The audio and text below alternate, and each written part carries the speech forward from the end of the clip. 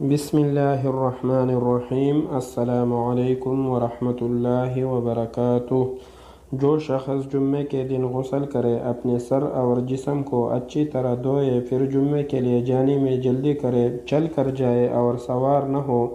اور امام کے قریب بیٹھ کر خطبے کو غور سے سنے اور کوئی فضول حرکت نہ کرے، تو ہر قدم کے بدلے اسے 1 سال روزہ رکھنے اور نماز پڑھنے کا ثواب ملتا ہے۔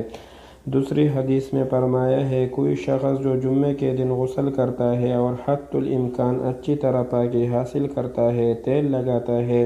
اور میسر نہ ہو تو اپنے گھر والوں کی خوشبو میں سے استعمال کرتا ہے، پھر مسجد کے لیے نکلتا ہے